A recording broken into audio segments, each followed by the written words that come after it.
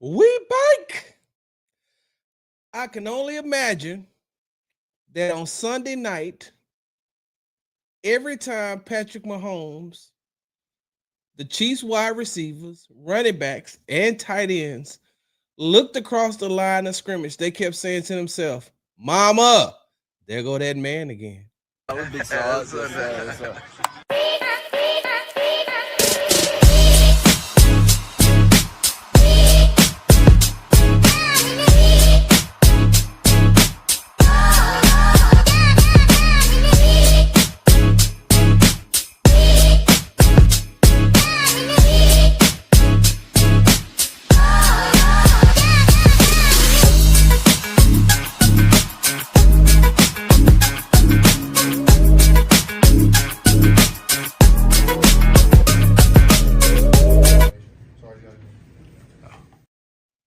Hey, what's going on, y'all?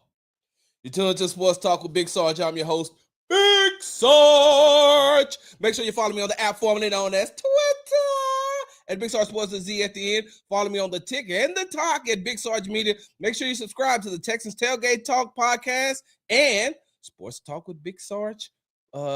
Sports Talk with Big Sarge Media. It's all one word. Big Sarge Media. Texas Tailgate Talk. Make sure you follow me on Instagram at Big Sarge Sports with the Z at the end. Because, we do everything for the gram. And make sure you're reading all my articles. I post them everywhere. What's going on, good people? As you can see, I am in a very, very festive and jovial mood. And the reason why, little Joe from Kokomo. What's up, Queen Tay? Senior Boble. As you can see, I'm in very, very good spirits. And the reason why is because God blessed me with health. Oh, my goodness. God has blessed me with health. Just a real quick update on why you haven't seen me in a while. So I got sick, right? I got sick and I developed acute bronchitis. And because of the bronchitis, which the crazy part about it is now I feel like I'm catching bronchitis once a year. It's like I never get sick throughout the first 10 months of the year. And then always around when the seasons change in Texas, because, in some places the seasons change they start changing in March. But in Texas, it starts to get a little cooler and the seasons change in November. And around that time, my allergies started messing with me. I think within the last 3 years, I've had bronchitis twice. And so I caught acute bronchitis. And if you all remember, I told you all when I had bronchitis last time, I coughed so hard that I tore something on the left side of my body near my rib from coughing and sneezing so much. Well, this time around, I bruised a rib from coughing and sneezing so vigorously, so harsh. I mean, like it was real. It really hurt. And I'm gonna be honest with you. Even if I cough or I had to sneeze right now, if I had to do it right now, the first thing I'm gonna do is take my thumb and press it onto my rib to contain the pain. Because while they did help me get over bronchitis, I'm still dealing with a bruised rib. And so it was hard for me to talk sometimes. It was hard for me to to talk. I know that I wouldn't have been able to come on and do a podcast or anything like that or a show because it'd have been too much coughing and sneezing, and I wouldn't want you all to see me in pain. Many of you all who know me know that I don't go to the doctor unless I have to. And don't get me wrong, I mean, I do my checkups, whatever the case may be. But I'm one of those guys that I feel like, hey, man, if I got a little pain, I'm cool. I can deal with it. Well, I had to check myself into the ER. And when I had to check myself into the ER, it was wild. It was crazy because I was supposed to be in Phoenix, and I was supposed to be in in Phoenix on hold on for a second.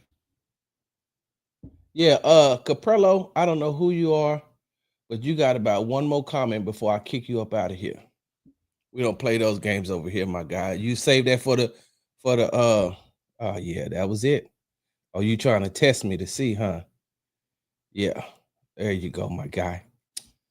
Yeah, banned. Anyway, um yeah,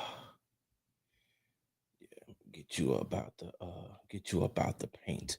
So anyway, I was supposed to be in Phoenix and San Francisco covering the Rockets for the Phoenix Suns and the Golden State Warriors, and I couldn't fly because I was the pressure from being on the air on the plane would have compressed me so bad and would probably it would have made this rib terrible. I'd have been on the pain. I'd have been on a flight in excruciating pain. So I was supposed to fly out that Monday morning, but I wasn't able to. But I was able to drive. At least I thought. And so I I was getting ready to get into the vehicle to head over to NRG Stadium for the Miko's press conference and the open locker room for the Texans. And before I got in the vehicle, I sneezed. And if I hadn't have been able to grab the handle on my truck, I probably would have face planted. And that would have been that would have been not been good. So I said, man, I'm good. I'm good. So I get over there and I'm in pain still. I'm still holding my rib, trying not to cough, trying not to sneeze. And my wife and I had discussed me going to the emergency room later on when she got off of work, which would have been around 6 p.m. time. So I'm like, cool. So I'm driving home after the press conference in the open locker room, and I'm on the phone with her and I'm talking, and I coughed unexpectedly, and I wasn't able to grab my rib in time, and it felt like I've never been stabbed before. That I think that's a good thing, but I've never been stabbed before, and it felt like somebody was taking a knife and just pushing it through my ribs.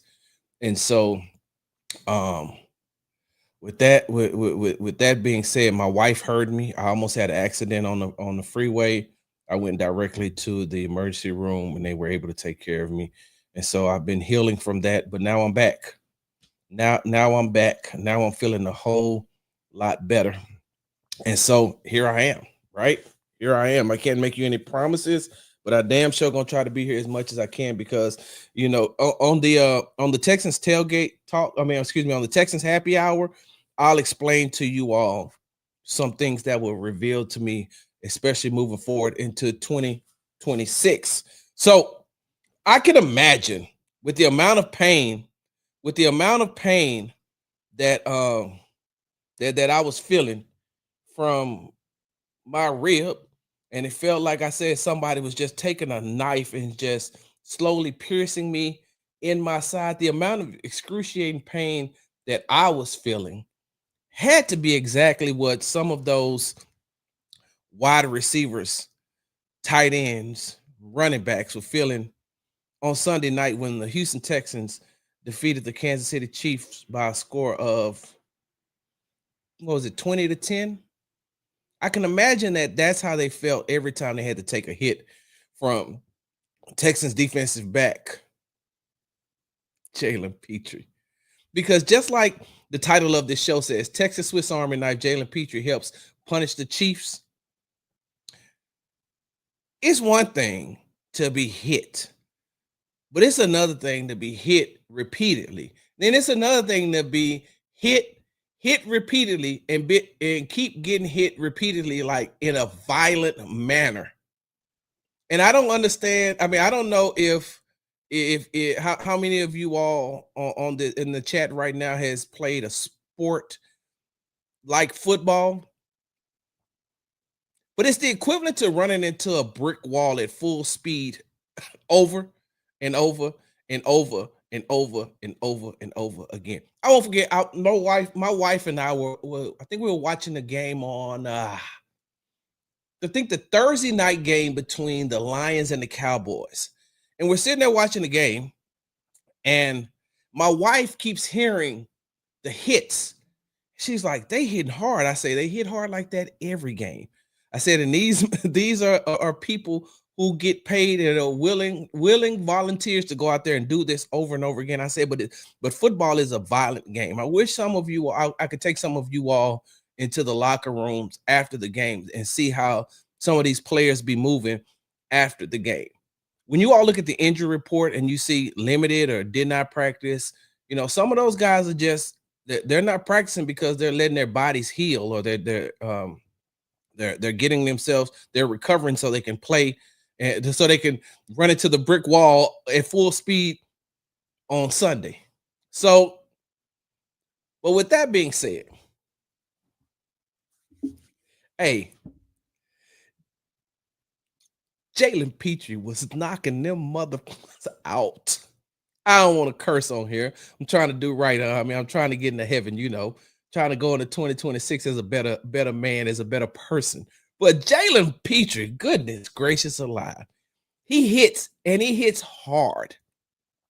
He hits hard. He's violent. I've said this over and over again on this show. I've told this to Jalen Pitre in person. I've talked to the other Texans defensive players about this. Jalen Pitre is really a linebacker playing defensive back. So when the Texans go 3 linebackers and Jalen Pitre is still on the field, they're really like going 4 linebackers. Or when they're 2 linebackers with Jalen Pitre on the field, it's really like having 3 linebackers, because he plays the game so violently. And he doesn't avoid contact, and he's always seeking contact. And to have him near or around the line to help in the run game, but also be able to do what he's doing as far as playing in the pass game, it's one of those things where you're saying to yourself, hey, man, Jalen Pitre is really, really good at football. Remember now, he was the Big 12 Defensive Player of the Year his last year at Baylor. Like Jalen Pitre doesn't get enough credit. And I know, sometimes he gets beat from that nickel corner position as far as coverage is concerned. Sometimes he doesn't make the plays, but there isn't a football player in the league right now that you could say makes every play. I don't think that you can go back in the history of the NFL and say this player made every play. There's going to be some plays he doesn't make. There's going to be some plays that people don't. That players don't make. So yeah, he's going to have the occasional, slip up here when it comes to coverage, or when it comes to stopping the run or whatever the case may be. But by the same token, Jalen Pitre is one of those guys where you just, man, he's one of those. Jalen Pitre is an old school football player. You know what? You know who Jalen Pitre reminds me of? Jalen Pitre reminds me of Troy Polamalu. That's who Jalen Pitre reminds me of.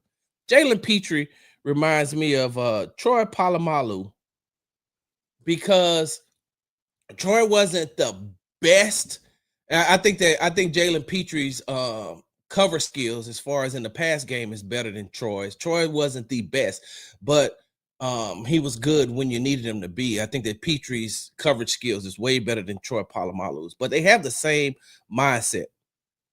They have the exact same mindset, because Polamalu is one of those guys that will come downhill, come down in the running game and let you know that he was there. He always made his presence felt. And so I could see him. I could see, and I watch the same way that Jalen Pitre plays, and that's it. And like I said, his cover skills are way better than Troy Polamalu to me. But he also lets you know that he's there. Like he's really, really, really, really good at letting you know that he is on the field.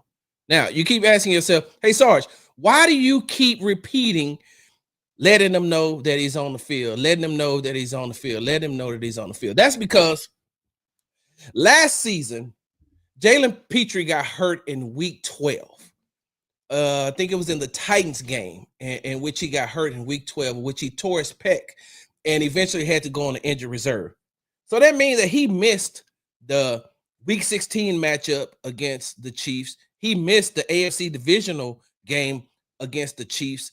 And not having him in those 2 games kind of shifted a lot, especially when in week 16, they also lost Jimmy Ward who would have been able to come from that safety position and slide into that nickel corner position that Jalen Pitre wasn't able to. I mean, that Jalen Pitre normally plays, but they also lost Jimmy Ward and they had to do a lot of shifting. Next thing you know, you've seen Kamari. This is the Week 16 matchup. You've seen Kamari in there a lot, and then in the divisional round, you've seen Miles Bryant in the nickel corner safety position.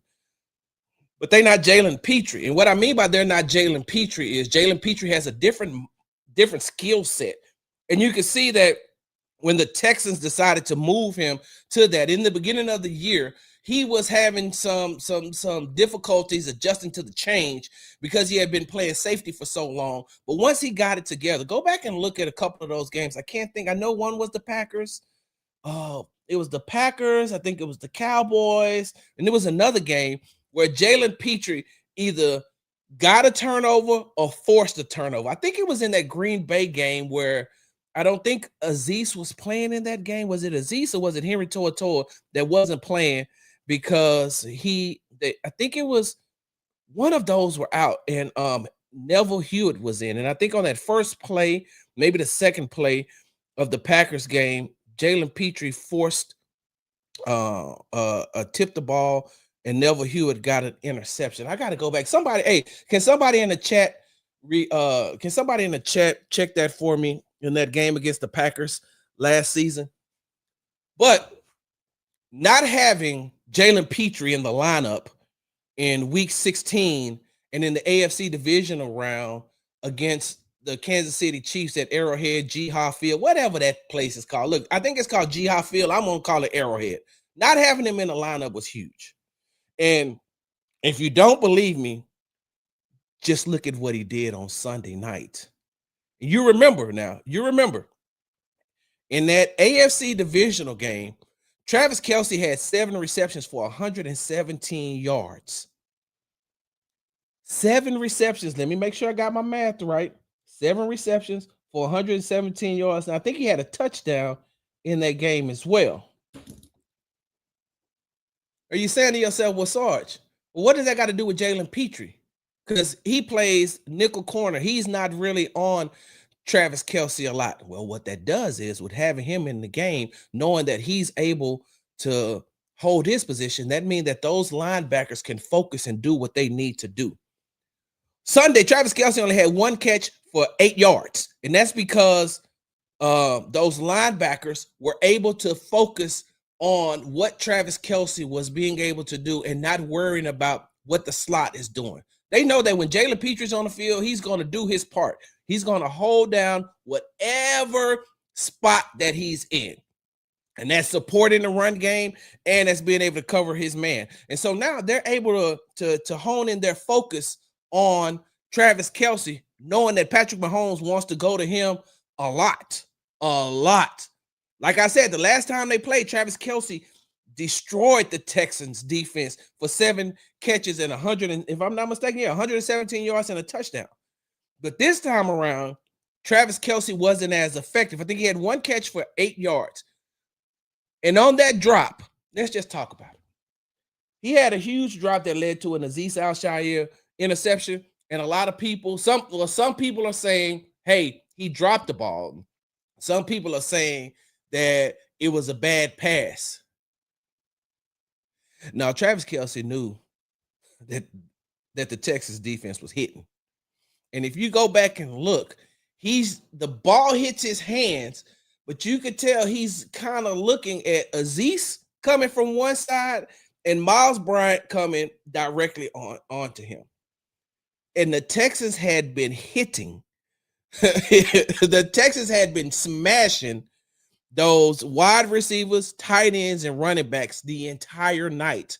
And so by the end of the game, Travis Kelce knew what time that Texans defense was on. And so, yeah, you're not used to seeing him drop a pass like that. You're not used to seeing Patrick Mahomes maybe making a pass like that. But in the back of his mind, he's thinking to himself, hey, I'm about to get hit. And I'm about to get hit hard because they've been hitting hard all game long. And you know who set the tone for that? Jalen Pitre. Jalen Pitre set the tone for what the game was going. I think that Jalen Pitre came into the game it said, hey, this is what I'm on right now. Hey, I'm on this. This is what I'm on right now. And having him in the game, I think that if the Texans have him in the game in week 16, and if the Texans have him in the game in the AFC division round, this game goes totally different. Totally different than what the outcome was. And the Texans didn't get blew out last season, but they could have won at least one of those matchups that they had against the Chiefs last year. But he came in and he set the tone. But here's the funny thing about Jalen Pitre, right? He doesn't like to talk about himself. And if you're following me on social media, Big Sarge Sports the Z on Twitter and on Instagram and on TikTok at Big Sarge Sports, Big Sarge Media, excuse me. You will see, I'm going to put out a clip where he was asked a question about setting the tone, and he talked about every other player except himself. Kalen Bullock had to say, so you didn't have a pick? Oh, yeah, man, I had a little, tip pass to myself or whatever the case may be. He always wants to give the credit to everybody else except himself. And that's the way that he plays the game, because in his mind, in Jalen Pitre's mind, having talked to him on numerous occasions, it's always about, I'm just going out there doing my job. And I don't need no pat on the back for doing my job. I get paid to do this. And the Texans made sure that I was paid nicely to be able to do my job. So I don't need the pats on the back, and I don't need all the compliments for me doing my job, because I'm doing what I'm supposed to do. And so, as I digress, having him back on that field was on Sunday night against the Chiefs was something that the Texans needed, something that Jalen Pitre needed. And especially, of course, and I'm not just talking about the Texans needed as the win, but the Texans need to have him back on the field, knowing that they could do what they needed to do. Matt Burke could be able to call the game differently from a defensive coordinator position. D'Amico Ryans could be able to call it, differently. Dino Vasso, the cornerbacks coach for the Texans, knew that he could do, take more risk and do a little bit more with having Jalen Pitre back on the field. And so, like I said, I think that game, those two games last season, would have went a little bit different if he was on the field. And here's what Jalen Pitre had to say about just being on the field on Sunday night. All right. We having some technical difficulties again. All right.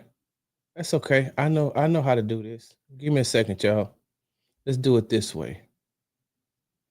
I don't know why I want to be like that, but here we go. You didn't get an opportunity to play here in week 16. You didn't get a chance to play here in the divisional game. Was it a little extra motivation for you coming in here? It definitely tonight? is, like it's always motivating to get out there with my teammates and do something. But like Aziz said earlier, like I remember watching that game, being out with my pec. So I wanted to make this one for sure a special moment. And so you can see where he said he wanted to make that a special moment. It was a special moment for him being on the field, because he's one of those players that last season, watching the Texans lose, especially in the AFC division round, knowing that he wanted to be on the field, like that hurt him. And I don't mean it hurt him physically, but mentally, because he's out there and he wanted to be with his teammates, wanted to be out on the field with his teammates to help set the tone. And I was laughing on my way to the airport on early Monday morning, because a thought hit me in the back of my mind, right? Speaking of hitting, a thought hit me in the back of my mind. And I said to myself, because I kept replaying his presence on the field, knowing that I was preparing for this show, I kept thinking about his presence on the field and the way that he, when he hit Rashee Rice, that not only sent a message to Rashee Rice that, hey, bro, I'm here and I'm here all day. That sent the message to Juju Smith-Schuster, and that sent a a message to Hollywood Brown. Those are the other two Kansas City Chiefs wide receivers, to let them know, hey, man, keep your head on a swivel because this dude is out here lurking and he's going to hit you. And side note, hey, so what's this guy's name? Is he like a former? Hold on. Hey, chat, y'all help me out, man. Y'all give me a second. I got to look this up, right? Because I really don't like talking out the side of my neck. And I don't really like talking about people. But this guy right here, Mitchell Schwartz. Y'all can clip this up and y'all can put it out if you want to. Doesn't matter to me. I don't care. I don't know. Mitchell Schwartz could walk in my house right now, and I would think that he would probably be here to fix the stove or something, or check the air filter, or be the maintenance guy. And that's no knock on him, man, because Mitchell Schwartz is a large human being, 6'5", 320 pounds. So I'm not disrespecting him like that, but I would think that, hey, bro, I don't know you from a can of paint. I can't recognize you. Honestly, I remember your name, but I don't really remember you. So with that being said, hey, Mitchell Schwartz, I know you played the game. I know you played the game at the highest level. Hold on, let me check. You were a 3-time second-team All-Pro. You was a first-team All-Pro. You won a Super Bowl when you played with the Kansas City Chiefs after playing with the Cleveland Browns. I'm not here to disrespect you or your career. I'm not here to disrespect you as far as your opinion is concerned, because you played the game at the highest level. But God damn, can you stop crying about the hit? The hit was a clean hit. You know how I know, Mitchell? Because after the game, I got a chance to talk to some people higher up about the hit. The hit was clean.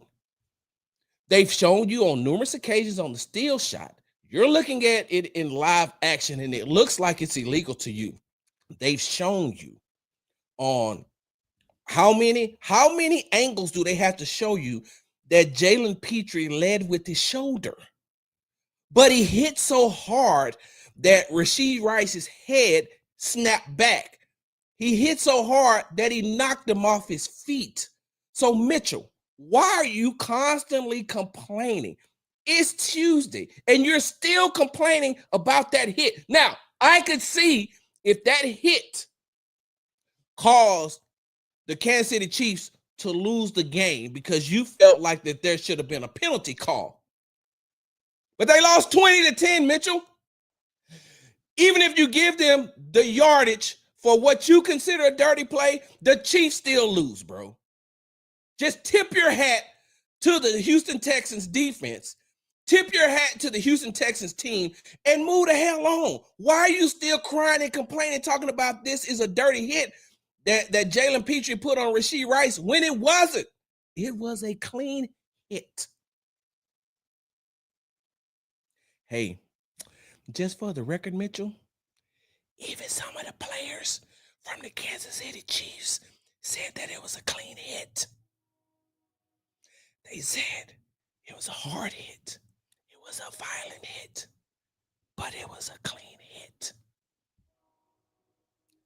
So please stop bitching, whining, crying, and complaining about the hit, because it was clean. It was legal. All Jalen Pitre did was knock the hell out of Rashee Rice. Now, with that being said, I have a message, right? You can clip this up and you can send it to them too. All right, hey, look, y'all know me. If I say it, I'm gonna stand 10 toes down on it. Hey, Juju, Hollywood, Rashee. Hey, maybe y'all need to get in the weight room. Maybe y'all need to get in the weight room and off of TikTok. Maybe you need to get your weight up. Maybe you need to get stronger. Maybe you need to get with the strength and conditioning coach from the Kansas City Chiefs instead of making TikToks, instead of being on TikToks.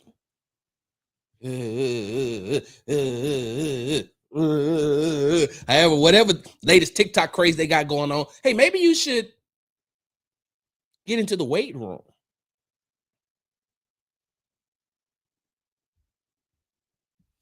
I digress. Feels good to be back. It really does. It does. And I ain't got nothing else for y'all. I just came on here to make sure that I talked about. I just made sure. I just wanted to make sure that I came on here and I talked about Jalen Pitre being the missing piece for the Houston Texans in the last two games between the last two meetings last season against the Kansas City Chiefs. Now, you ain't gotta take my word for it because you may say, "Hey man, Sarge just over there, blah blah blah blah blah blah blah, blah blah blah blah blah, blah blah blah blah blah blah blah." Side note, now Fred Oville, that was just I live by a train track, so that was the train that came at the right time. That was amazing. That really was amazing. But you don't have to take my word for how important Jalen Pitre was in the Texans lineup. You don't have to take my word for saying that him being back for the Texans was very important. I mean, just listen to what Texas edge rusher Danielle Hunter had to say. I knew that was going to happen, but that's okay because I'm ready for it.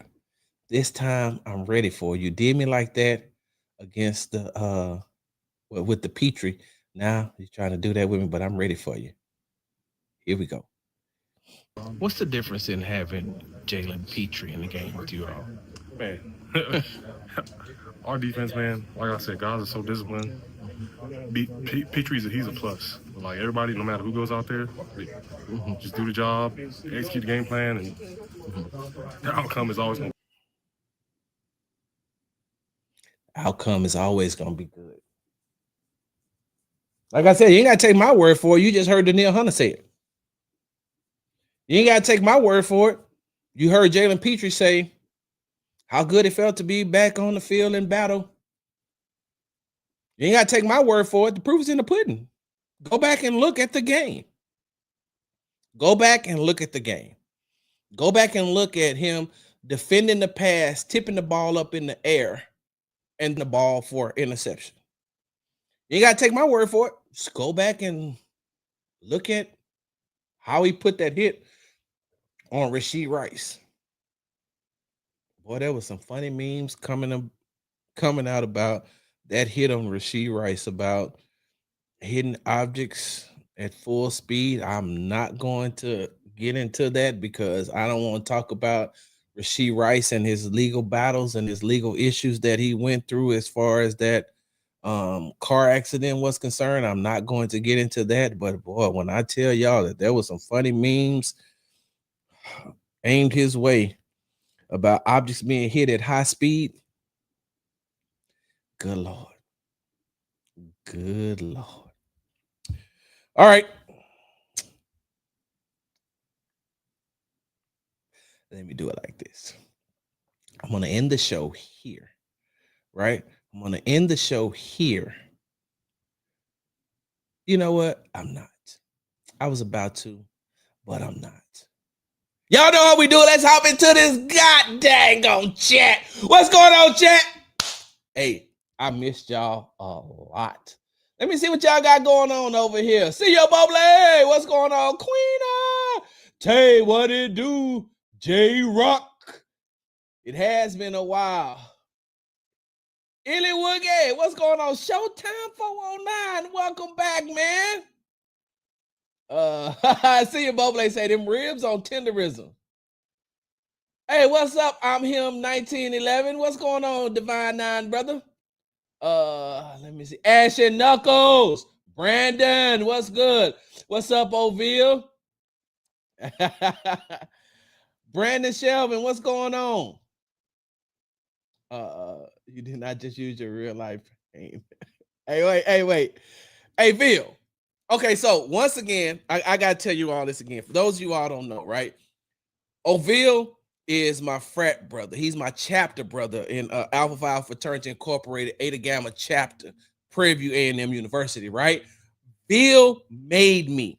And for those of you all who know anything about, the Divine Nine and know anything about Greek life, Bill made me, right? Bill is my frat brother. Bill is my chapter brother. Bill seen me while I went through my process. That's all I want to use it. Bill, I got to use that. I know the statute of limitations has run out, but I still feel like I just got to go process. So he said, you did not just use your real life pain to introduce them hitters on D. You gotta love it. This boy giving a class. Appreciate that. Blast off entertainment. What's going on? Let me see what Tate had to say. Hey, Sarge, I know Pitre was a part of the Chiefs uniform staff. He was out there folding their uniforms with. Tate, you ain't lying. Tate, you ain't lying. Oh man. Pac-Man Chomps, what's going on? In the life of Kobe 791, what's going on? Let me see. What else we got in here? Drum 7132, what's going on? Let me see. Tay said the way it is out there here, she made those receivers second guess catching it and opting to protect themselves. Exactly. Pitre could change the way teams build defense. He gives Miko a lot of flexibility. Exactly. Big DQ.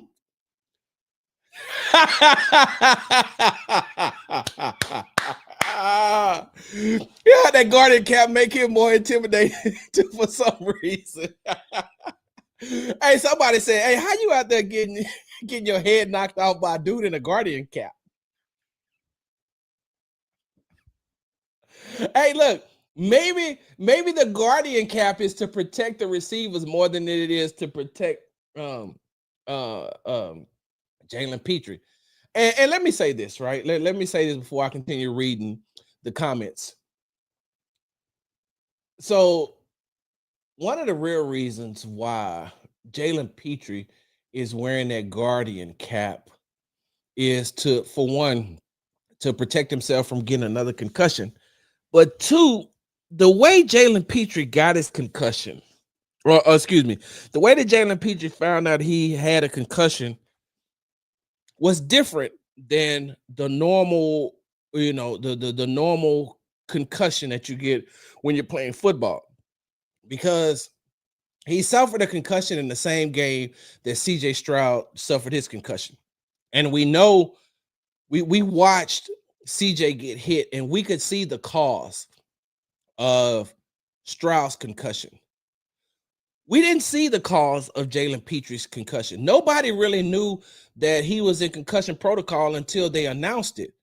And what Pitre said was when he got home, he started to feel concussion-like symptoms. And so he self-reported that something wasn't right. And when he reported that, they brought him in for test and evaluation. They realized he had a concussion that kept him out the same amount of time that CJ Stroud was kept out. He missed 3 games just like Stroud missed 3 games. But that's one of the scariest things, not playing with the concussion, not knowing that you have a concussion. And like I said, he didn't get home. I mean, he didn't find out that he had a concussion until he got home.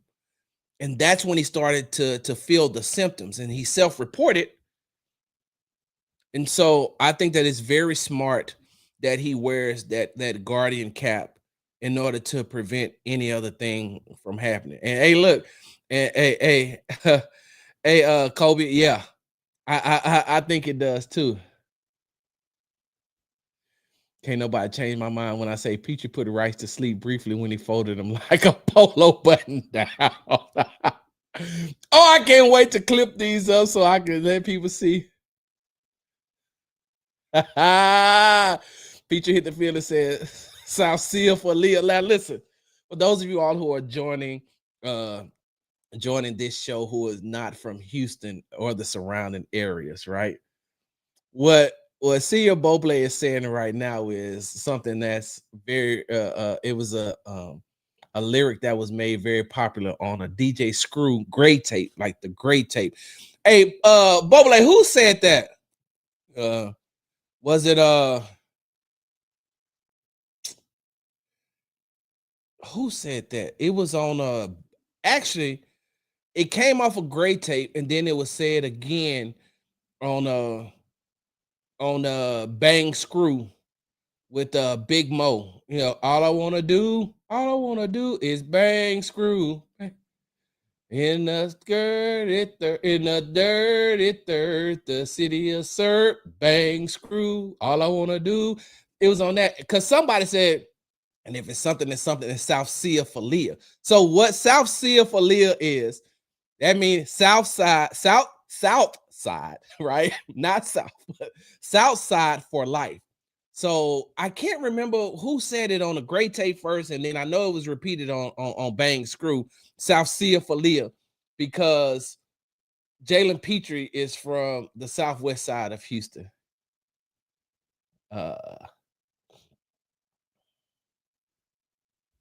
Right, that's exactly what we're talking about. Chiefs wide receivers had 5 uncharacteristic drops that I believe should have been attributed to the way that defense was hitting. Yes, because you already know, right?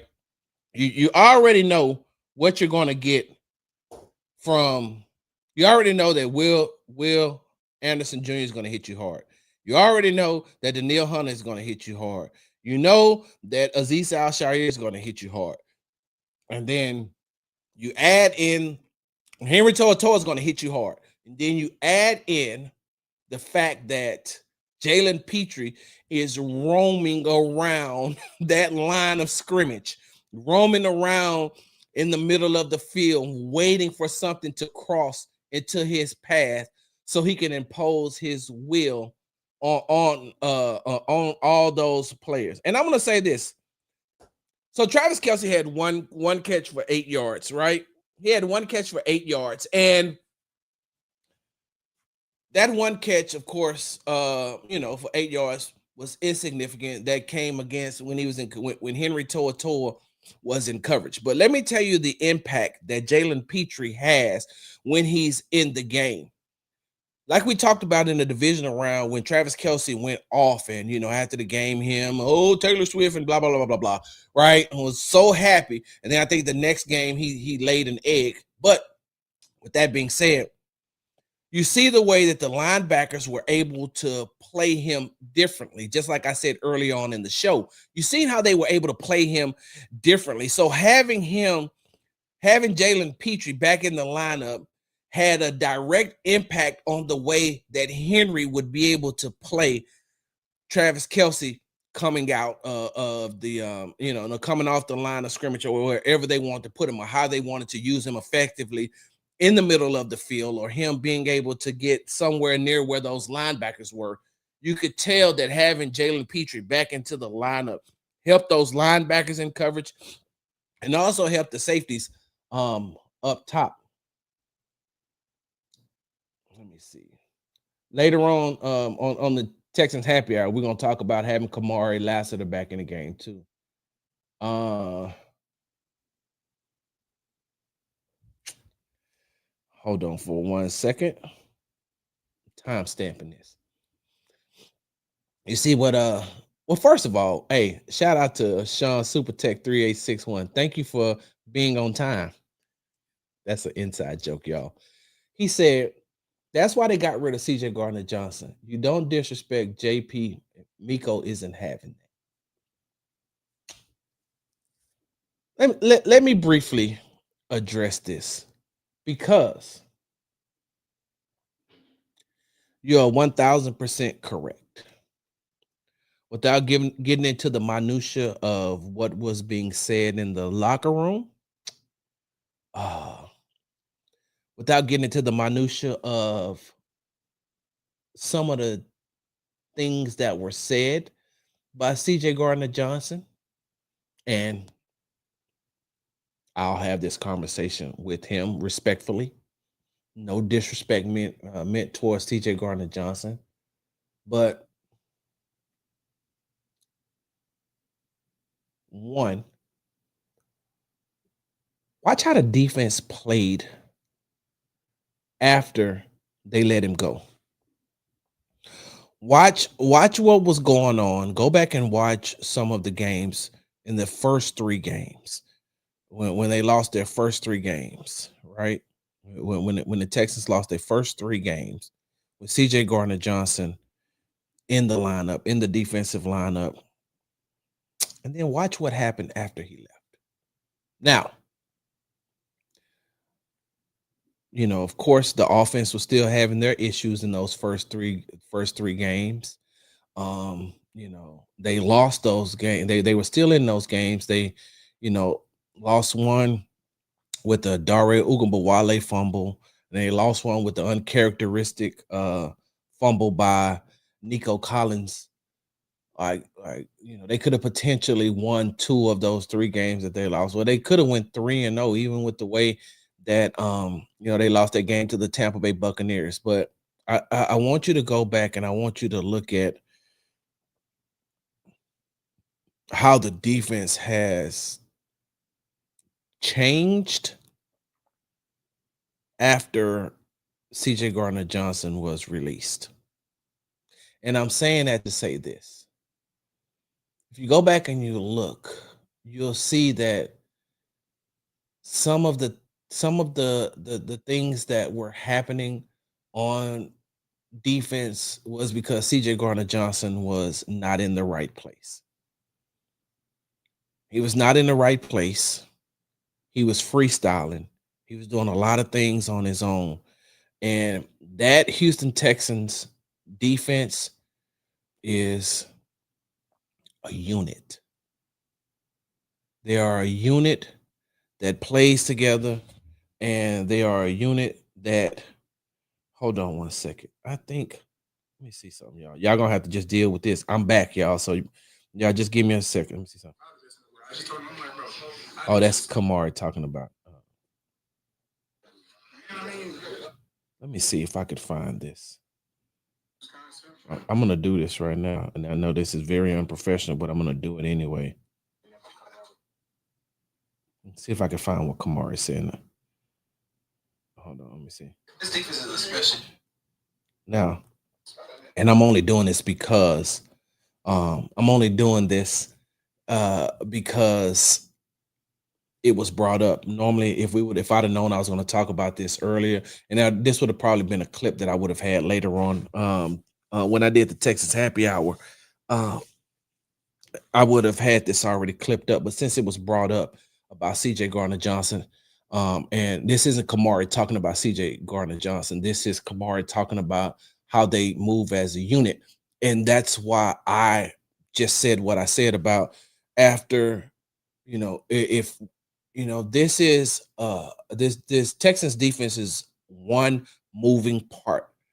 And anytime anything is out of sync with that one moving part, it throws the entire thing off. It's the equivalent to when you have your car and your car moves, or your vehicle, let me just say your vehicle, when everything is going right, it's perfect, right? But if you have a tire, now what does that do? That changes how your car, your vehicle, excuse me, it runs effectively, or whatever the case may be, until you change the tire. Or if you have an engine issue, the car won't run the vehicle won't run effectively. So I asked Kamari about how they play. I mean, how they move as a unit. And here's what he had to say. Let me see if I can put this closer to the microphone. This defense is a special unit, Kamari. How are you all always on the same page like that? Whenever you run a bunch of guys that just want to do the right thing and want to go out there and make plays, it's easy. So whenever 5 makes a play, that makes me, CB, Sting, we're going to make a play. Whenever Will gets a sack, or Neil gets a sack, or Frank gets a sack, that makes us want to go cover harder. Oh, we keep covering like that, they will get another sack. Or the quarterback might make an errant throw, then it's our turn. So it's like whenever you're playing with guys who want to go out there and make plays, it makes you want to go play harder. How was it? And so you heard what he said? That wasn't happening in the first 3 games. And so you cannot freestyle on this defense and not do your part. I mean, you even heard Danielle Hunter said earlier, "Hey, look, when we're all on the same page, doing all the same thing, everybody doing their job. That's how makes us a very good defense. That's why they're the number one defense in the league for a reason." And CJ Garner Johnson was freestyling, doing a lot of his own thing, and then he was doing a lot of his own thing, coming back and saying different types of things and disparaging type things towards not only his teammates, but as towards the defense as a whole, as a team as a whole. So yeah, they had to get him up out the paint. Uh we're gonna help we're gonna need some help for Woody Sarge, and I changed so we can't keep running him like that. Yeah, I think then they brought in they just signed that running back that they got from the who went to Missouri, who was on the Niners roster, the Jags roster, right? And I think they just got him from the Jags. And so I'm gonna be honest with you, uh, y'all gonna laugh at me. Y'all might laugh at me when I say this, right? But I honestly and truly believe that if Chubb is going to be out for an extended amount of time, and we won't find that out until Wednesday, I honestly and truly believe that Dare Ugabawale can be that third down back that you need, or that back to give, um, or that back to give Woody Marks a breather. I understand, I understand how people don't want, Dare in the game, but Dare is a really efficient running back. He runs hard. He can catch just like Woody can catch. Like it, there's a scenario where I could see both of them in the backfield at the same time, and both of them being able to go out in the pass route. Like a lot of people are going to talk about that Dare fumble in the Rams game. That was the Rams game, if I'm not mistaken, right? He fumbled in the Rams game. And I even came on this show and said, you know, I don't have anything against Dare. I just don't know why he was in the game at that period in that time, and why you're going to him instead of going to some of the wide receivers who, who are better equipped in that type of situation, right? And so I'm not taking anything away from the fact that Dare did have that uncharacteristic fumble. But I will say this: if you're going to if you're going to be without Chubb for an extended period of time, Dare at this point of the season can be very effective. Dare also knows how to run behind an offensive line that you know sometimes may not win every matchup.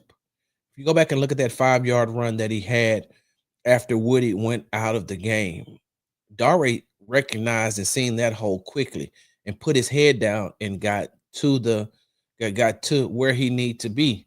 And let me see. Y'all know how we do this. I'll just go ahead and do it. Since we're right here, getting us back on for old time's sake. Let me see. Here we go. Nope. Let's look at it from this view. All right, y'all. Let me share this screen with y'all. Hold on. Let me share this screen and share screen.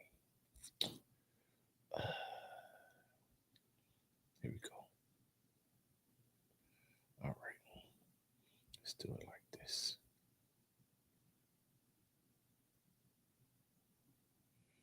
You see, Dare puts his foot in the ground. Look at what he does.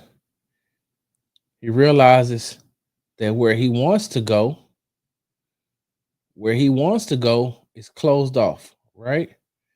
Where he wants to go is closed off, and there is a defender right here in the gap, right? So where he wants to go is not there. What does Dare do? He put his foot in the ground and turns back up into the hole that was created by Trent Brown and by Blake Fisher. See that? Let's look at it from another way. Watch it from this way. You see, where he wants to go is closed off. Watch where he comes back to. Finds the crease, puts his head down, and gets to where he needs to be. And so let's watch it one more time. Right here, everything is closed off. He uses his vision and his skill to be able to cut back and get to where he needs to be.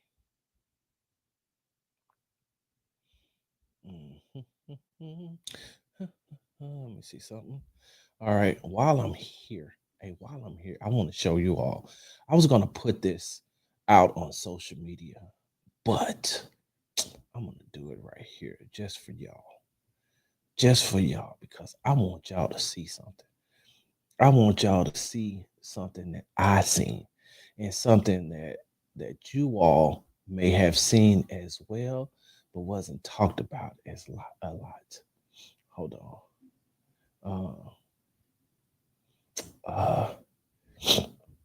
Let me see one more thing, and then I'm gonna get up off here because I got to get myself ready to get some things done before the Rockets have practice. The Rockets have practice today, so I got to be over at their practice facility. And Jabari Smith Jr. has a charity event tonight. Y'all, I want to show y'all something. Let me show y'all something. I want y'all to see something. Let me see something. Okay, right?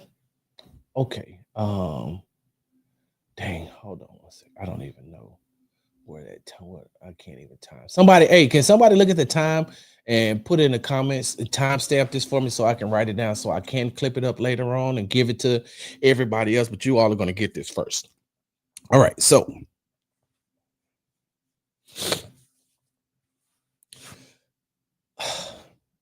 I know that some people have a hidden agenda about, well, let me take that back. It's not even hidden anymore because with with everybody being able to have access to social media, everybody being able to have access to a free account, a lot of people just put out what they want to put out, no matter whether, I don't even know if some people proofread their tweets or TikToks comments or whatever. I don't know if people actually take into consideration what they're about to put out into the atmosphere when they tweet it or put it on IG or TikTok or Facebook. I don't know if some people actually proofread, or they just say, hey man, this is what I'm thinking. I'm just gonna put it out there. That's why sometimes I don't like having conversations with people, because I'm like, the more I talk to you, the dumber I feel. And so I just don't want to have this conversation. Like, I don't want to insult your intelligence to your face. So how about we just cordially agree to go our separate ways? Or how about I just mute you? Or how about I just block you, because I'm not going to give you my energy like that, my time. We've talked about that on numerous occasions, that time is the most valuable possession that a human being owns. And once you lose it, it's gone. Once you lose it, it's gone. You can't get time back. So that's why I just keep on moving. But there's this narrative out there about CJ Stroud and how, hey man, he should be blah, blah, blah, blah, blah. I don't like CJ, blah, blah, blah, blah. We should have Davis Mills in there, blah, blah, blah, blah. Okay, I get that. Whatever. And let me preface my statement by saying this. I am not saying your opinion is wrong. It's your opinion. It's just not ours. Like, it belongs to you. It don't belong to us. I can disagree with it just like you disagree with my opinion. I think that that's what makes for a healthy conversation and debate, when you're able to have your own opinion, and the discussion or the discourse that you're having with either one person or multiple people who may not agree with what you're saying, and you may not agree with what they're saying. You still can say, hey man, I respect your opinion, I just disagree with it. Too many times, especially with the invention of social media on Beyonce's internet, too many times people think that their opinion is fact, their opinion is law. And no, bro, it's just your opinion. It's just how you feel. And you can't get mad because other people don't feel the way you feel. You can have your opinion all day. If you want to talk facts, that's where you can get into the right or the wrong, the facts. But when you just have your opinion, you just have your opinion. So there's um a certain group of people out there, a certain group, especially of some Texans fans who just don't like CJ, who just don't believe that CJ is uh, a good football player. And I really want to say, hey man, I respect your opinion. I just disagree with it. And I think that it's silly, but it's yours. Even on this play I'm about to show you right now, there was some people out there that said that CJ didn't do anything. This is the 53-yard catch and run that Nico Collins had in the game on Sunday night against the Kansas City Chiefs. They said, hey man, CJ Stroud didn't really do nothing. It was the yards after catch by Nico that made this play look like it was. And see, when you have that opinion, then that's cool. Until somebody comes with the facts and disprove your opinion. And then at that point, you should just shut the hell up and move on. I want y'all to watch this play, right? I just want you to watch this play.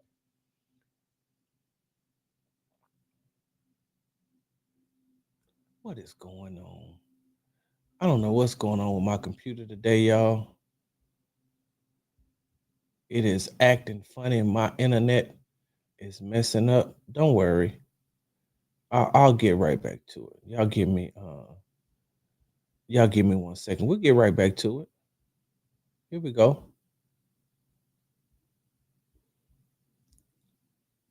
Okay.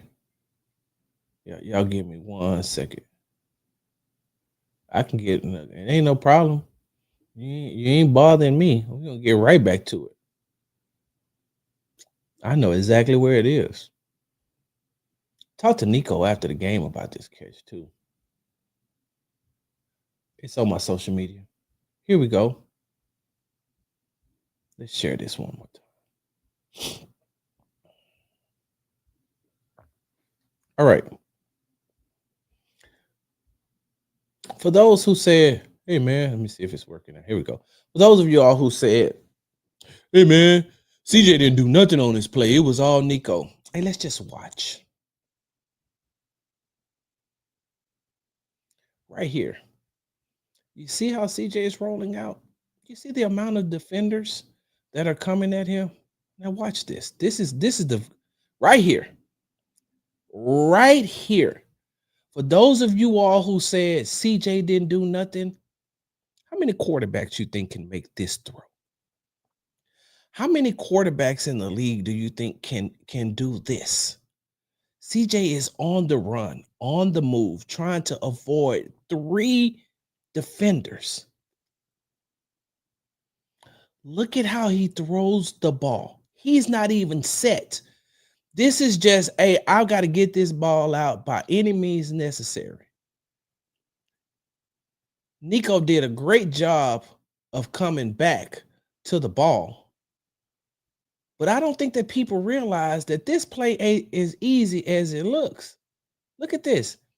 CJ is coming and he has to damn near throw, which he does, back across his body. Okay, maybe y'all need to see it from this way. Watch.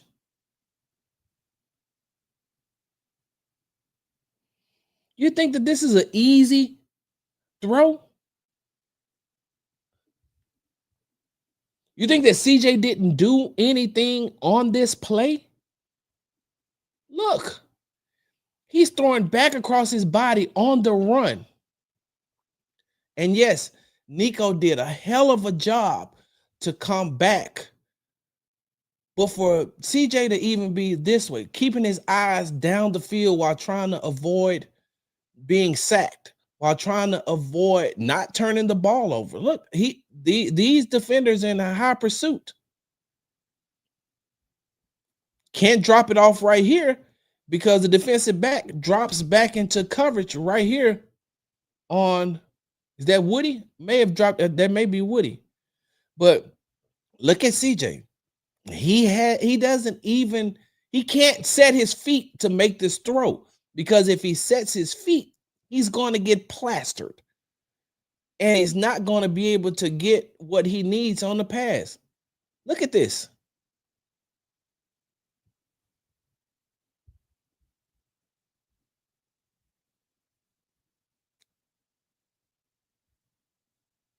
How many quarterbacks in the league can make that throw?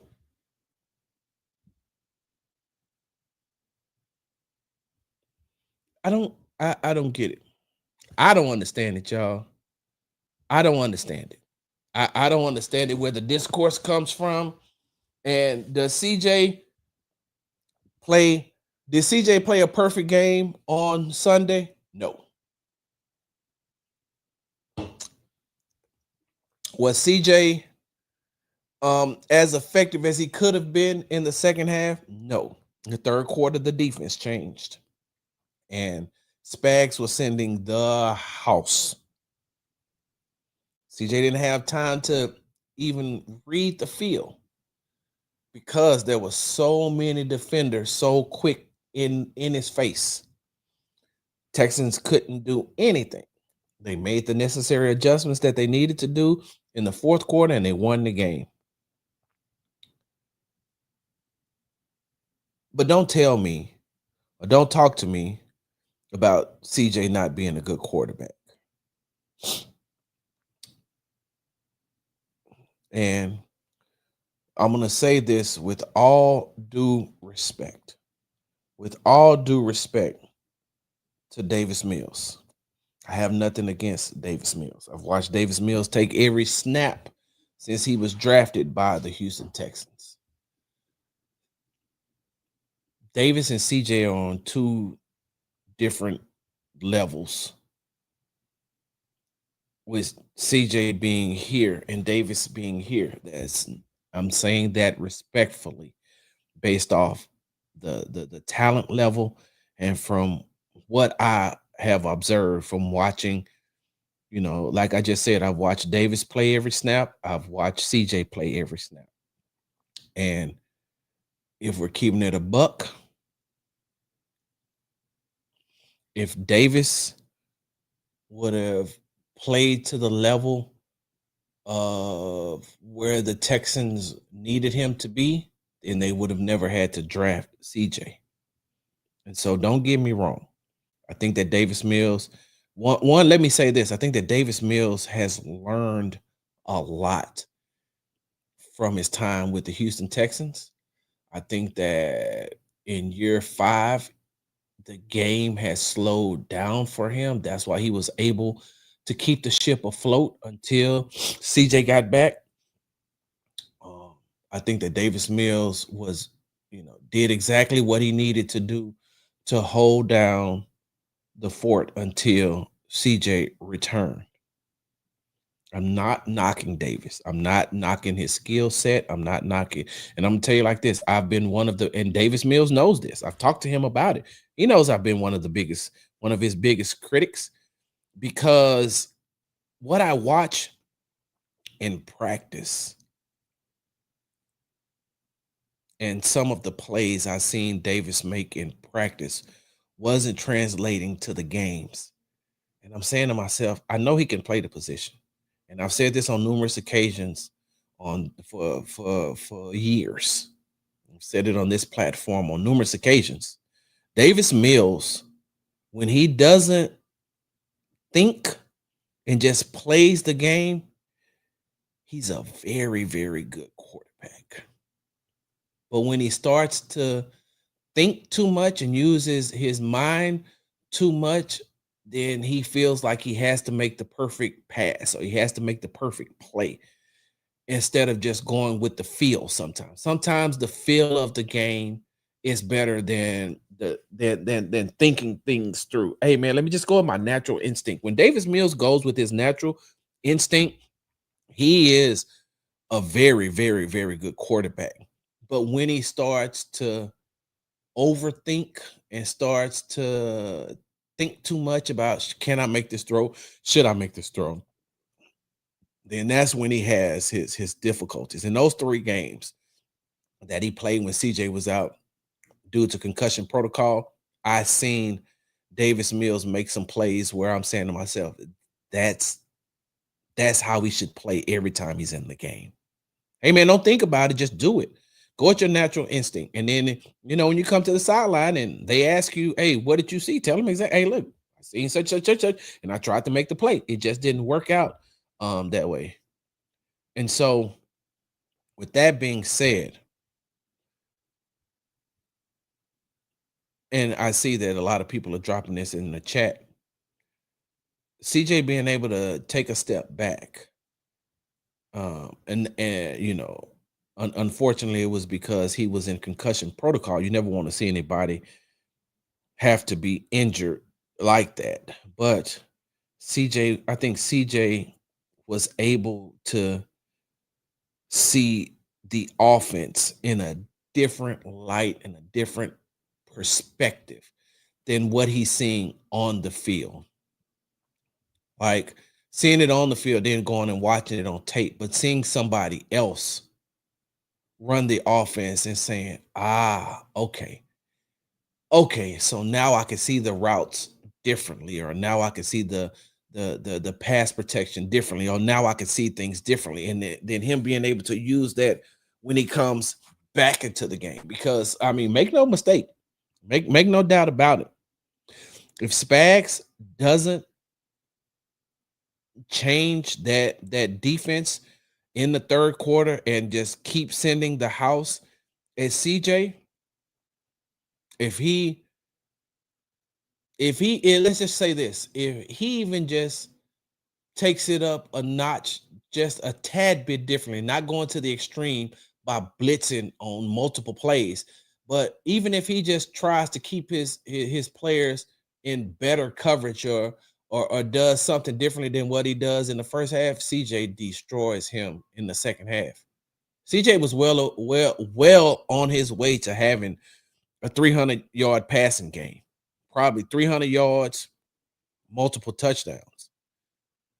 But Steve Spagnuolo, the defensive coordinator for the Kansas City Chiefs, is smart. So what did he do? He said, hey, man, look, I can't, because if I do, CJ is going to pick me apart. He's going to tear my defense to shreds. And then they lost McDuffie to an ankle injury, and you got to find some way. And that's why you didn't see that's why you didn't see Nico as effective as he was in the second half as he was in the first half, because they double teamed and they even triple teamed him every time the Houston Texans were on offense.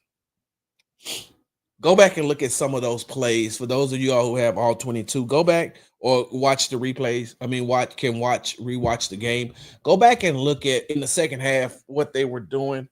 So because they didn't want CJ to see a true double team when he first got to the line, the way that they tried to disguise it. But of course, CJ already knew, hey man, they're bracketing him. And I know that they are. And no matter what's going on here, I know that they're trying to take Nico out of the game.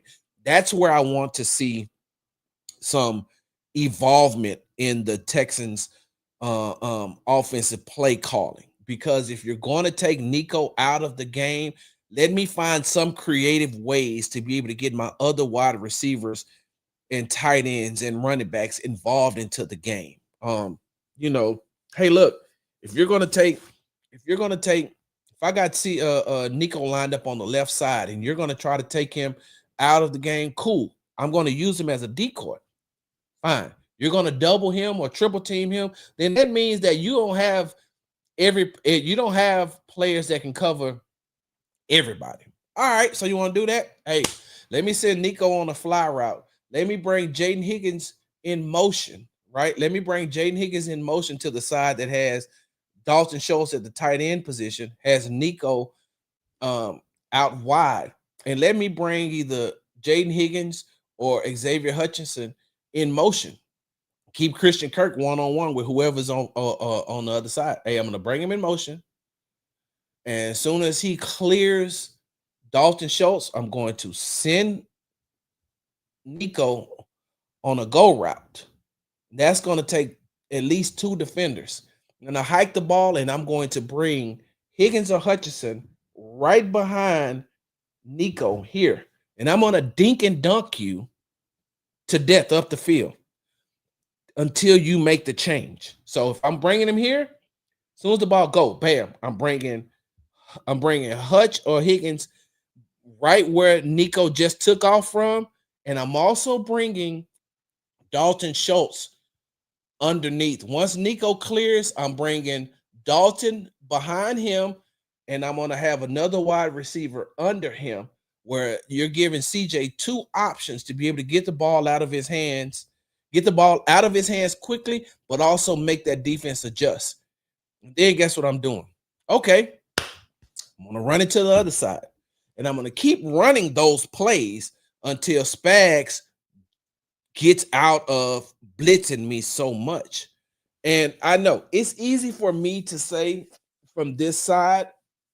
I'm not an offensive coordinator, I've never been an offensive coordinator. But those are the type of things that I'm looking at. If I'm and I'm gonna be honest with you. Let's just say I'm playing Madden and I'm playing against somebody who likes to blitz a lot. And I'm telling you this, it's funny because I won a back in the day a George Foreman grill in a Madden tournament doing this exact same thing. Playing against somebody who loved to in the championship game, love the blitz, love the blitz, love the blitz. Oh, well, that's cool. Just bring my wide receiver in motion. As soon as he cleared the tight end, I'd hike the ball. By the time he got into the flats, the defense couldn't adjust. Bam. What? You do that? Cool. I'll flip the play. I run it to the other side, and I would dink and dunk your ass until you got up out of that, until you got out of blitzing me. Now I'm going to run my offense. If you're going to keep blitzing me like that, watch what I do. So with that being said, I would like to see some more of that creative type of offensive play calling from the Houston Texans, because there's going to be teams that are going to try to use that same blueprint that Spags used against the Texans and blitz CJ Stroud on multiple occasions. And so that's why I asked D'Amico Ryans on Monday during our Zoom call about that, about what did you learn, or what did you and Nick Caley learn from what Spags was doing to you all by bringing that amount of pressure in the third quarter. And I think I even asked him about the offense stalling on Sunday night after the game. I think I asked him about the offense stalling in the second half. Woo! All right. Let me see if I got some other.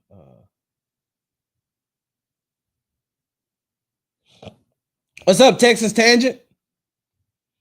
Let's see. No problem. Thank you for reporting facts. And I just trying to get killing big hot takes.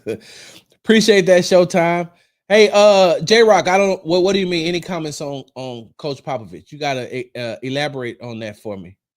Let me see.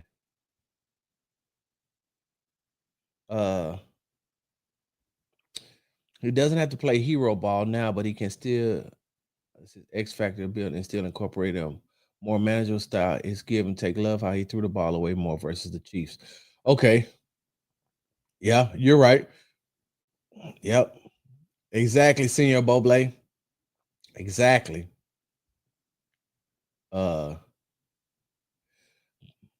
Blast Off Entertainment said CJ having that concussion was great for his experience because he was able to sit and watch Mills come in and manage the game, and now he knows with our defense he could do the same. That is an excellent take. That is an excellent take. And seeing that now, I see why you said this. He doesn't have to try to play hero ball now. He can still use his X Factor ability and still incorporate a more manager style. That makes so much sense. Blast Off. That facts. That's a very good take as well. I don't know if Davis could have won this game either with the amount. Like some of the plays that CJ made in that second half, he had to make them.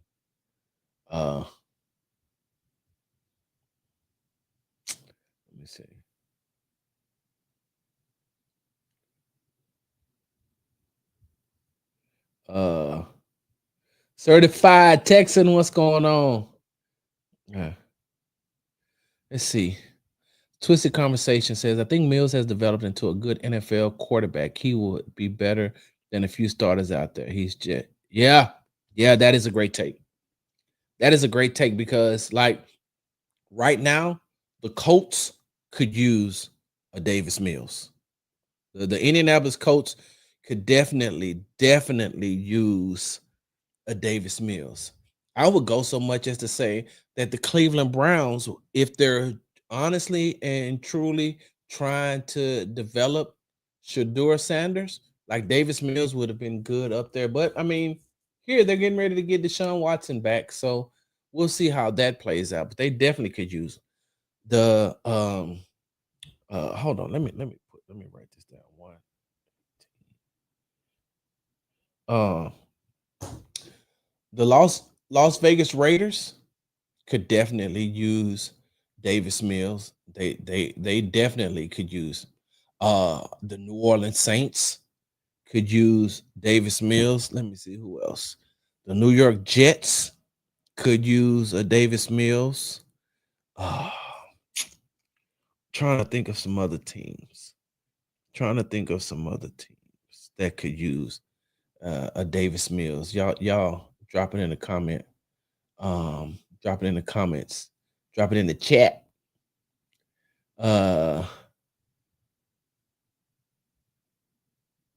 Exactly. Nico had 4 receptions for 120 yards at halftime.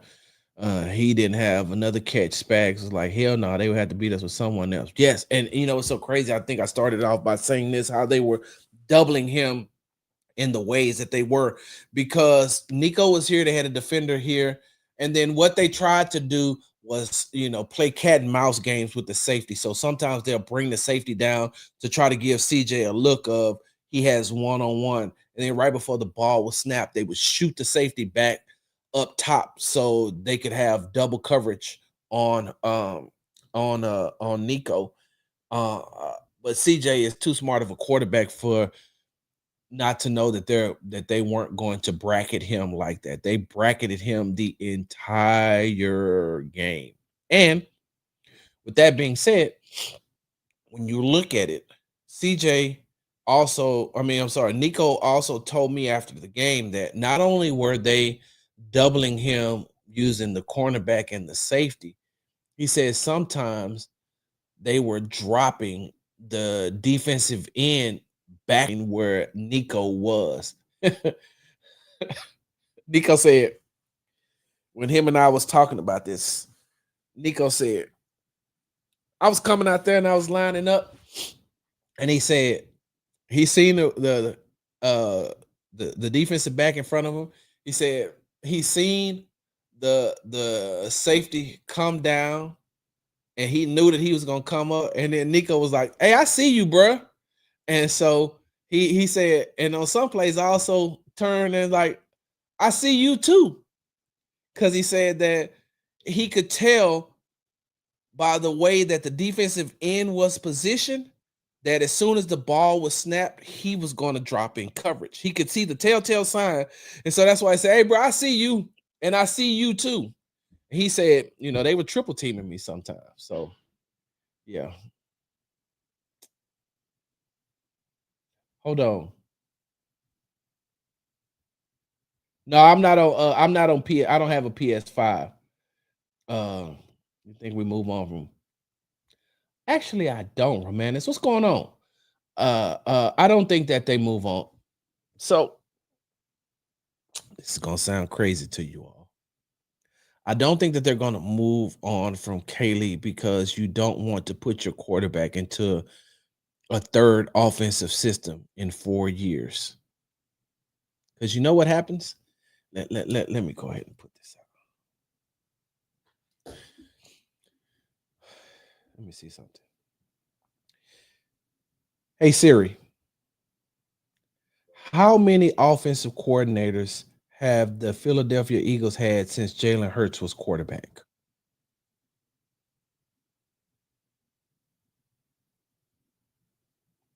Oh, my bad. You want to know why I asked that, right? pull on up for me.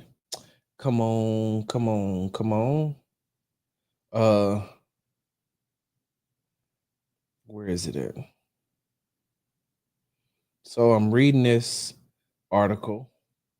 LeeValleyLive.com. It's another transition year for Jalen Hurts with the Eagles bringing in a new, and this article is from May 23rd, 2025. It's another transition year for Jalen Hurts with the Eagles bringing in a new offense coordinator and quarterbacks coach. For Hurts, this has become an annual routine. For those of you all scoring at home, this is Hurts' sixth different play caller and fifth different quarterbacks coach since he was drafted by the Eagles in 2020. Now, you ask me why, Sarge, why are you bringing up Jalen Hurts? Well, I don't know how many of you all watch the Monday night game between the Eagles and the Chargers. And I don't know how many of you all have been watching just the Eagles this season.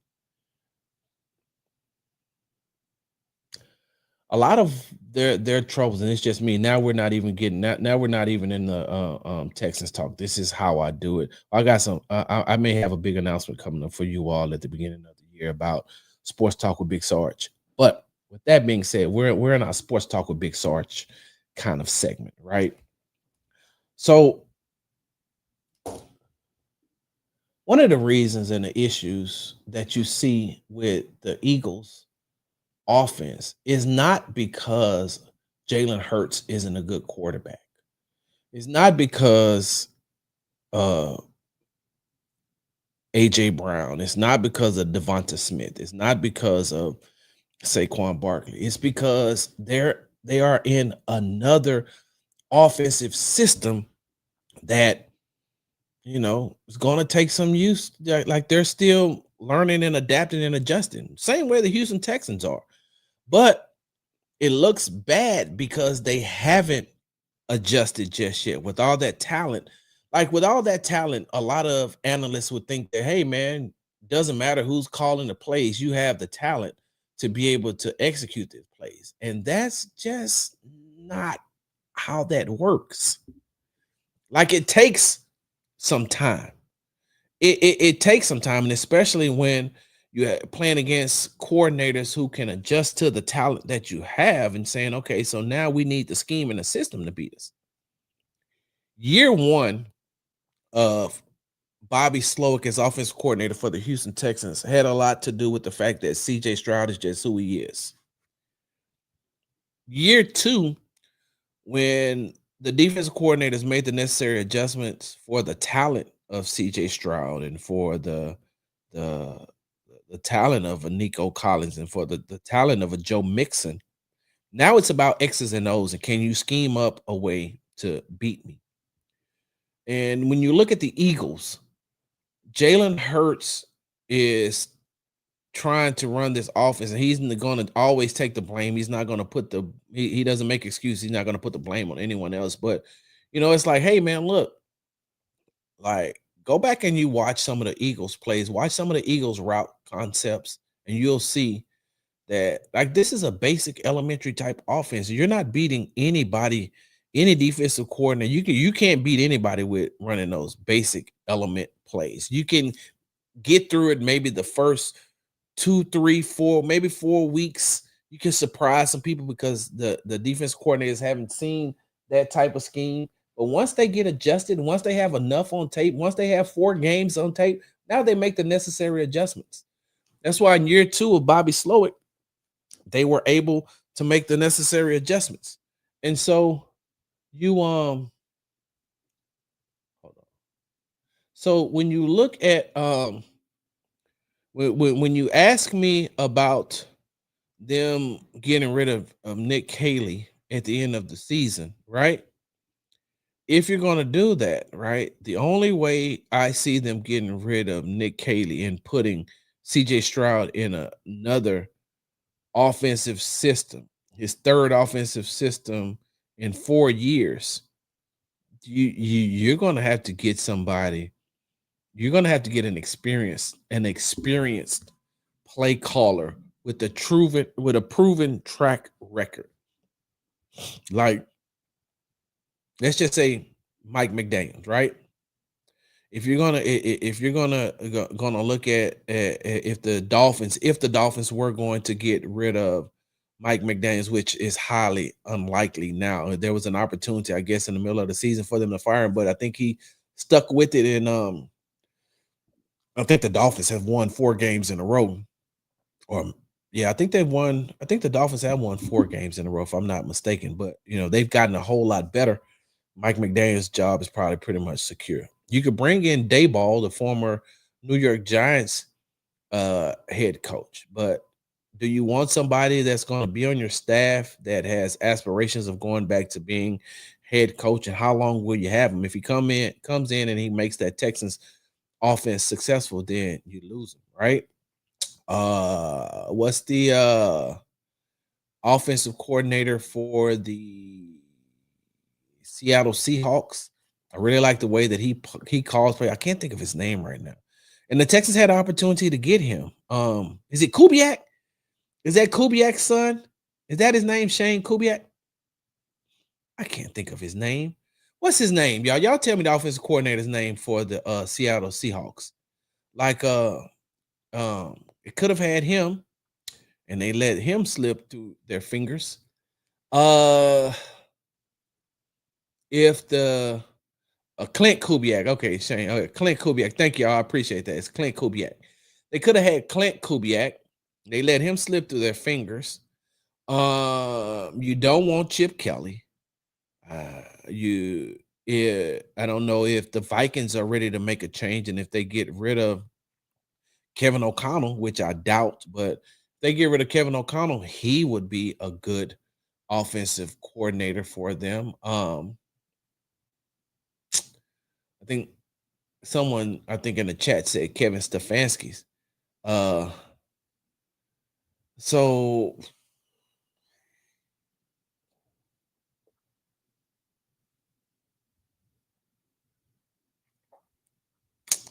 my mama, God rest her soul, said, "Hey man, if you ain't got nothing good to say about somebody, don't say nothing at all." Well, mama, I'm sorry. You just gonna have to, you know, make me trip while I'm walking or something. Let me get on this rant real quick in this tangent, and then I'm out of here.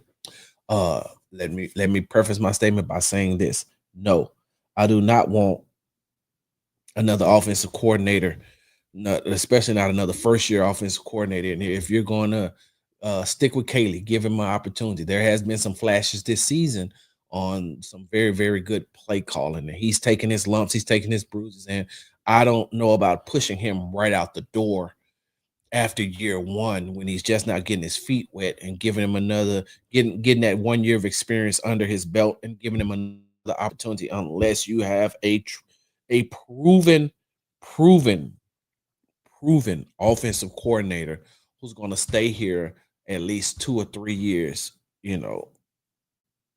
with CJ, because they're going to have to pay CJ a lot. They're going to have to pay CJ a lot of money. So, with that being said, right, Kevin Stefanski, and then I'm out of here.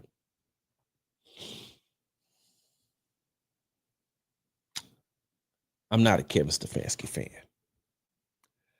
I'm not a Kevin Stefanski fan at all. This season, especially. I mean, I think that we were talking about this on the Texans Cookout podcast last night with myself, Chancellor Johnson, Jonathan Alexander, and DJ Bieneme. We were talking about Coach of the Year considerations. And I said that I think that DeMeco Ryans, if the Texans win out and win 9 games in the season on a 9-game winning streak and win the AFC South, get in the playoffs with the way that they started this season at 0-3 and the way that they finished the season, they should that he should be given some Coach of the Year considerations. And of course, there was a difference of opinion. They think that Mike Vrabel, and even if Mike Vrabel get it, I don't have an issue with that. I think that if he does get it, if he leads, if they win the AFC East, what he did with that New England Patriots team this season, that he deserves a lot of consideration for Coach of the Year. But I also feel that DeMeco does as well if they end the season, on a 9-game winning streak, if they win the division and they, make it to the playoffs, that after that horrible 0-3 start where you didn't think that the Texans had an opportunity or a chance to get into the playoffs or even be considered for the playoffs after everybody had written them off after 0-3 for the way that they ended up. It's another story for another time. You asked me why I'm bringing up Coach of the Year, because in 2023, even though it was only by one vote, D'Amico Ryans was robbed of the Coach of the Year award, and it was given to Kevin Stefanski. And I just want to know, like, what did Stefanski do that year, and what has he done after that that people can call him a good head coach? And people can still look back, even on 2023, right? Because I brought this point up on that show in 2023, right? When he won Coach of the Year, a lot of consideration went into how they beat the Texans in the regular season. And my whole thing was, but you beat them without CJ Stroud. Let me get into this game. Let me look into this game real quick, y'all, because I want to make sure that that was 2023. As I want to make sure that I got this thing the right. And I need to find it the week. So in week 16, right? In week 16, when they beat the Texans 36-22, that's the when Amari Cooper went off. He had 11 receptions, 265 yards, 2 touchdowns. Right? CJ Stroud didn't even play in that game. CJ Stroud plays in that game. Texans beat them. CJ Stroud plays in that game. The Texans beat them. That score doesn't look like it did in that game. And the score isn't indicative of how it looked like the Browns was just, and they were on this day, the Browns were just the better team. But that was without CJ Stroud. So, as fate would have it, as the gods would have it, played them in week 16, had to turn right back around and play the Cleveland Browns in the AFC wildcard game that year. Led by that same Coach of the Year, this time under different circumstances with CJ Stroud in the game, the Texans won 45-14. CJ Stroud had 275 yards passing and 3 touchdowns. 45-14. 45. Let me see something. Yeah, that's exactly what I thought. 45-14. So, James, the reason why, and like I said before, we're talking about it. James wants to know why we're talking about Stefanski. Because someone put in the chat that if they let Nick Caley go, that if they let Nick Caley go as offensive coordinator for the Texans and the Browns fired Kevin Stefanski, would you want Kevin Stefanski here for the offensive coordinator position? And I'm saying no. I just don't think that Kevin Stefanski has. I'm not a firm believer in Kevin Stefanski, but he may be different as an offensive coordinator, but he still hasn't. I wouldn't bring him in to call plays. I would give Nick Caley another opportunity. Plus, I just don't like the way Kevin Stefanski has moved. And, by winning that, since he's won Coach of the Year in 2023, what has he done since then? Like, I know that I'm not the only one watching the debacle of what he's doing in Cleveland, what he did with the Dylan Gabriel, Shadur Sanders quarterback situation. I'm not a firm believer in Kevin Stefanski, y'all. So I don't know if I would want him. And this is just me talking as Big Sarge, not as what the Texans organization would do if they let go of Kaylee. But if you're going to bring in Stefanski, another person who is probably going to have dreams, goals, and aspirations of being a head coach again, I just don't see it. I say that you stick with what you have right now with Nick Caley. You give CJ another opportunity to get acclimated to this Nick Caley's offense, and you go from there. You don't bring in. I wouldn't bring in anybody new unless they were proven. And even then, I'm still saying to myself, well, we've already gotten. We got CJ used to being with Bobby for 2 years, and then we got rid of Bobby. We can't get rid of our offense coordinator after 1 year, and now we're looking all over again at Dick Caley's. Looking to replace and put in another offensive coordinator, putting CJ Stroud in his third offensive system in 4 years. And just like I said earlier, with Jalen Hurts, like a lot of people talk about him as far as being a quarterback, but he's been in 6 different offensive systems and had 5 different quarterback coaches. And that's just a lot. Now, with that being said, right? With that being said, I will say this and then I'll get up out of here.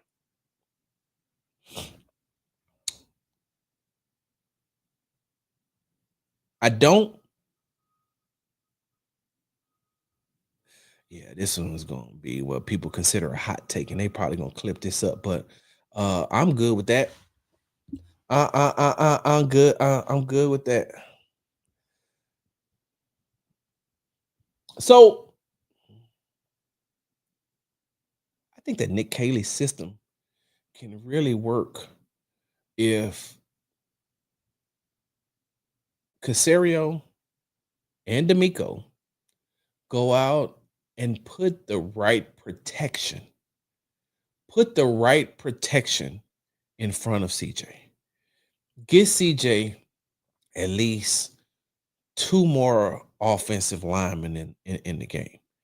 If you're going to establish that you want CJ's blind side to be protected by Titus Howard and Ariante Ursery, then you've solidified the left side of the line, and now you need to work on the right side. If you're going to bring Ed Ingram back, okay, cool. But if you're going to bring Ed Ingram back, then you damn sure got to go out and find a good right tackle, because I don't know how much Trent Brown has left in the tank, but you go out and you get a right tackle and you look at bringing in another center. Like the most immediate need for the Houston Texans right now is the center position and right tackle. That's only if you're going to stick with this lineup of having Titus and Ariante on the left side. Now, you may already have your right tackle. Excuse me, y'all. I know this is unprofessional, but my back is itching. You might already have your right tackle in Blake Fisher. You may be able to get Blake Fisher to play the way you need him to play. Maybe this year of him being able to sit back and watch, but also being involved in the offense by bringing him in as an eligible receiver, as an extra blocker, for the running backs, and an extra, protector for CJ. I mean, you may have your right tackle in training and bring him in. And so if there isn't just somebody that you can get that's going to blow you away coming out of college, if there's not somebody that you can draft, or if there's not anybody that you can acquire in free agency, then maybe you use Blake Fisher right there now, with him getting another year under his belt and him knowing what it's going to take now in order to be a starter in the NFL. Then you put him right there. Maybe you can get Juice Scruggs to at that center position, put him at center and see what he's able to do. But I think that Nick Caley system, that Nick Caley offense can work if you bring in and have the right type of offensive line protection for CJ Stroud. And because it works, like, there's a lot of Sean McVay and the Rams offensive scheme. There's a lot of that. There's a lot of that DNA in that Texans offense. And one of the reasons why it works so well for the Rams is because Matthew Stafford gets enough time to be able to get the ball to Puka Nacua. He gets enough time to get the ball to Devontae Adams. And he has enough time. And Sean McVay knows exactly how long it's going to take to get him to get the ball out of his hands. And so he draws up those plays and he schemes those plays to the T, knowing exactly how much protection he has. So if you get CJ just a little bit more time, I think that you could see that Texans offense under Nick Caley take another step, move forward to where they want to be. And you get another year of Jaden Higgins. Jalen Noel is in there to go along with Nico Collins, to go along with Xavier Hutchinson. Like, I think that you can get, if you get that, get better line protection for CJ, that Nick Caley offense in his second year can work. But that's just me. That's just me. That's just me. No disrespect to Schultz, but Texans haven't had an elite tight end since Owen Daniels. But kudos to Schultz, who has been blocking and playing better overall. Yeah, he has. I could see either another tight end or maybe Kay Stover being involved more and more in the involved in the offense now that he's back, and see what he can do later on. But yeah, so if you're asking me, unless there's an offensive coordinator out there that you just can't live without, an experienced offensive coordinator that you just cannot live without, then I'm not doing it. I wouldn't bring in another another first year offensive coordinator. I would just say, hey, look, we're going to stick with Caley, and we're going to get CJ better protection up front, and then just go from there. Woo! Appreciate it, front runner. Want to give a big shout out to Zero for letting up on tackling 15 on the sideline and avoid any possible penalty. They told me the boys came in with a different mindset. Yeah, and D'Amico preached all week long. Hey, look, if he's running toward the sideline, let him have the sideline. Hey, if that's an extra 1 or 2 yards, it doesn't matter. I'd rather give up those 1 or 2 yards than then give up 15 on an unnecessary roughness. If he's walking over that way, if he's moving towards that way, he has no other way to go. He cannot escape. Let him have it. That's why they did that. Oh, my goodness. Whew. Y'all, this has been amazing. It feels so good to be back. Wouldn't you agree? Hold on. Let me see. That O-line has to be corrected as long as the O-line has to be corrected as long as the franchise is waiting for a quarterback. It's a slap in the face to the fans to not have him protected. Facts. I can't argue with you on that. I cannot. Ooh. I was only supposed to be on here an hour. I've been on here damn near 2 hours. I missed y'all. What I really can't wait for is a Texas happy hour. And it may happen today. Once again, I have to go to a community event for Houston Rockets forward Jabari Smith Jr. But after I get back from that, feed my wife, and we may be able to have a drink or two. Let me see. Yeah, that's what this whole thing was about. Yeah, we may have us a drink or two. Y'all, yeah, hey, look, hey. Y'all hit me up on social media and let me know if y'all want to do a Texas happy hour tonight. Let me know if 8:30 is not too late for you all to have a drink. To be sipping. No, do not do that though, because you won't. Maybe tonight. I mean, maybe when we do the Texas happy hour, whenever we have it, I'll tell you how I was prescribed that double cup juice for my bronchitis and the coughing. All I can say is, in the city of syrup, we like the jam music slow. You've been tuned into Sports Talk with Big Sarge. I'm your host, Big Sarge. Make sure you follow me on the app formerly known as Twitter and Big Sarge Sports is Z at the end. Follow me on the tick and the talk at Big Sarge Media. Make sure you are subscribed to the Texas Tailgate Talk, all one word, Texas Tailgate Talk show on YouTube, and follow me at Big Sarge Media on YouTube for Sports Talk with Big Sarge. And make sure you follow me on Instagram at Big Sarge Sports with the Z at the end. Because you know we do everything for the gram.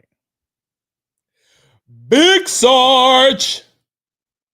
Wait a minute. Hold on. 8:30. We can even do 9:30. All right. Set it up, Sarge. All right. So y'all saying y'all don't mind having a little late night drink? Why, yes. Yes, I was. Big Sarge. I'm out. Big Sarge.